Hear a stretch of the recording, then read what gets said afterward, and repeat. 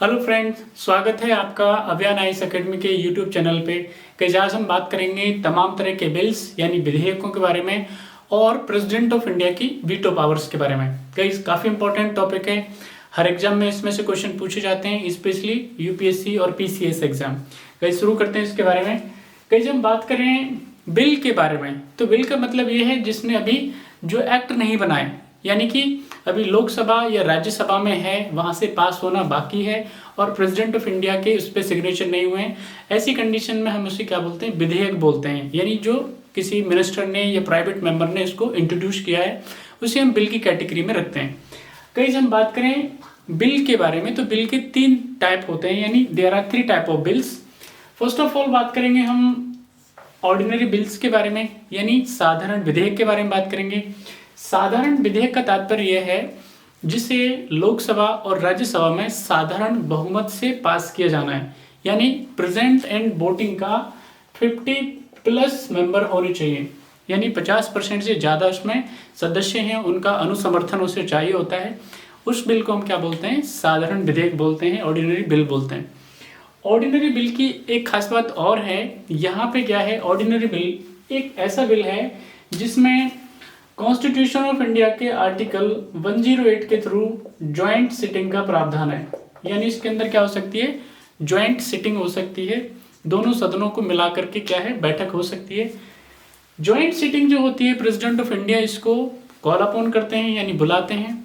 एक और खास बात इस साधारण विधेयक में होती है कि जब ज्वाइंट सिटिंग होती है तो उस सिटिंग की या उस मीटिंग की अध्यक्षता कौन करता है। कई बार यूपीएससी में क्वेश्चन पूछा जा चुका है। तो गाइज यहाँ पे जब ज्वाइंट सिटिंग होती है तो इसकी जो अध्यक्षता है वो हमारे लोकसभा के अध्यक्ष करते हैं, ठीक है। तो ये विशेष तौर पे ऑर्डिनरी बिल के बारे में था।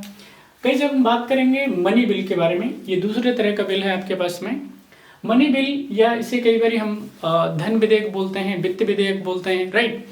यहाँ अगर हम इस बिल की बात करें तो खास बात यह है इस बिल की कि इसे सिर्फ लोकसभा में ही इंट्रोड्यूस किया जा सकता है, राइट। सबसे पहले इसको लोकसभा में लाया जाएगा। उससे भी पहले खास बात इसकी क्या है, इसे प्रेसिडेंट ऑफ इंडिया से पूछ कर ही, यानी उनकी प्री परमिशन के थ्रू ही इसको लोकसभा में इंट्रोड्यूस किया जाता है। लोकसभा में पास करने के बाद इसे राज्यसभा में भेजा जाता है और राज्यसभा के पास में इसके बारे में कोई खास उपबंध नहीं है, या राज्यसभा के पास में कोई खास शक्तियां नहीं है, पावर नहीं है। यानी राज्यसभा सिर्फ इसे 14 डेज तक होल्ड कर सकती है, 14 दिन तक सिर्फ रोक सकती है।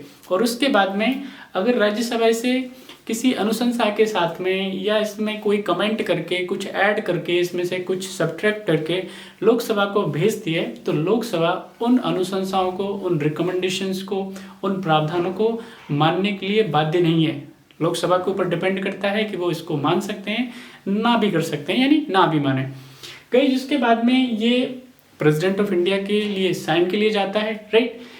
यहाँ ये बिल भी साधारण बहुमत से ही पास होता है, सबसे खास बात ये हो जाती है इसमें। कई थर्ड हमारा जो बिल है that is constitution amendment bill, यानी संविधान संशोधन अधिनियम बोलते हैं अब इसको, या विधेयक बोलते हैं। अगर हम गाइस बात करें संविधान संशोधन विधेयक के बारे में तो इसकी सबसे खास बात ये होती है कि यहाँ पे इसको दोनों सदनों से विशेष बहुमत से पास किया जाता है। विशेष बहुमत का मतलब होता है आपका 2/3 मेजोरिटी, यानी 2/3 बहुमत से प्रेजेंट एंड वोटिंग का ये दोनों सदनों से पास होना चाहिए। उसके बाद में आधे से ज़्यादा जो राज्य हैं उनका अनुसमर्थन चाहिए, यानी rectification of more than 50% states, वो उसको चाहिए होता है। देन उसके बाद में ये क्या आता है, राष्ट्रपति महोदय के पास जाता है और जब प्रेसिडेंट ऑफ इंडिया इस पे साइन कर देते हैं उसके बाद में ये क्या बन जाता है, एक्ट बन जाता है, राइट। तो ये गाइज हमारे पास में विशेष तौर पे 3 तरह के बिल थे, आई होप आपको समझ आए होंगे। उसके वाइज बात करते हैं हम लोग वीटो पावर्स के बारे में, प्रेसिडेंट ऑफ इंडिया की वीटो पावर्स के बारे में, जो इन बिल के लिए ही वो इनको इस्तेमाल करते हैं। सबसे पहले जो हमारी वीटो आती है दैट इज एब्सोल्यूट वीटो, यानी इसे हम लोग क्या बोलते हैं आपके पास में, कई बार आत्यांतिक बोलते हैं, पूर्ण वीटो बोलते हैं। इस तरह के वीटो में क्या किया जाता है, प्रेसिडेंट ऑफ इंडिया किसी भी बिल पे, जो भी हमने आपको 3 बिल बताए हैं इनमें क्या कर सकते हैं, वो मना कर सकते हैं। लेकिन गाइस यहाँ पे इसमें भी आपको सावधानी से ये रखनी है कि ये जो कॉन्स्टिट्यूशन अमेंडमेंट बिल होते हैं, यानी संविधान संशोधन विधेयक होते हैं, यहाँ पे ये क्या है, मना नहीं कर सकते।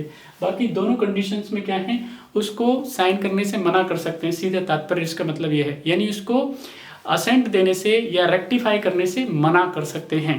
ठीक है, तो ये थोड़ा सा ध्यान रखना है यहाँ पे। दूसरा गाइज हमारे पास में जो वीटो है दैट इज सस्पेंसिव वीटो, इसको निलंबनकारी वीटो भी बोलते हैं।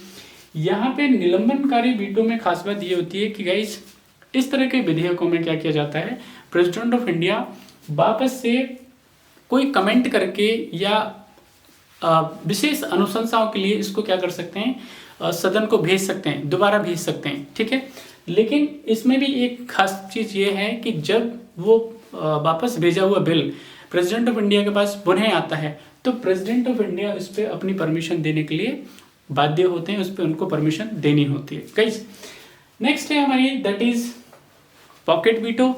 पॉकेट वीटो में खास बात क्या ये है यहाँ पे कि जब भी कोई बिल आता है, किसी तरह का विधेयक आता है प्रेसिडेंट ऑफ इंडिया के पास, तो वो क्या करते हैं, इस तरह के वीटो में उसको क्या कर देते हैं, पॉकेट मतलब जैसे जेब, यानी उसे क्या कर लेते हैं, अनलिमिटेड टाइम के लिए अपने पास होल्ड करके रख लेते हैं, यानी ना तो उस पर परमिशन देते हैं और ना ही उस पर मना करते हैं। तो इस तरह की जो वीटो होती है उसको हम बोलते हैं पॉकेट वीटो, राइट। यहाँ गाइस खास आपको बातें जो हैं वो ध्यान ये रखनी है कि यहाँ पे अगर हम कॉन्स्टिट्यूशन अमेंडमेंट बिल की बात करें तो प्रेसिडेंट ऑफ इंडिया के पास में सिर्फ एक ही रास्ता होता है और वो रास्ता ये होता है कि वो इस पर परमिशन देंगे ही देंगे। प्रेसिडेंट ऑफ इंडिया इसके लिए ऑब्लाइज हैं कि इस तरह के बिल में, इस तरह के विधेयक में उनको परमिशन अपनी देनी ही होती है। कई दूसरे तरह का जो हमारा पास जो बिल था that is money bill. Money bill में प्रेसिडेंट ऑफ इंडिया के पास में अगर हम बात करें जो सस्पेंसिव वीटो है वो नहीं है उनके पास में, एब्सोल्यूट वीटो का वो क्या करते हैं, इस्तेमाल करते हैं। यहाँ पे वो परमिशन दे सकते हैं, परमिशन को होल्ड कर सकते हैं, यानी बिल पे साइन करने के लिए मना कर सकते हैं या उस पर कर सकते हैं। ठीक है गाइस, तो ये ध्यान रखना है।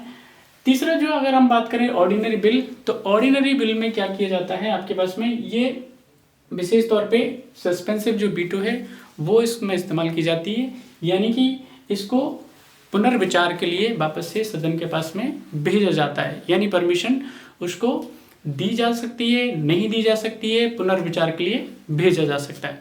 तो गाइज ये विशेष तौर पे आपके पास में तीनों तरह के बिल थे और तीनों तरह की प्रेसिडेंट ऑफ इंडिया की वीटो पावर थी। अब मेरा गाइज क्वेश्चन है आप लोगों से, जरूर आप इसको जवाब दीजिएगा। पहला क्वेश्चन ये है कि प्रेसिडेंट ऑफ इंडिया ने इन तीनों ही वीटो में से कौन कौन सी वीटो है जिसका इस्तेमाल पिछले दिनों में किया है, ये मेरा क्वेश्चन है। आपको विशेष तौर पे पढ़ के कहीं से भी कैसे भी करके जवाब देना है। गाइस अगले वीडियो मिलते हैं, तब तक अपना ध्यान रखिएगा। Thank you.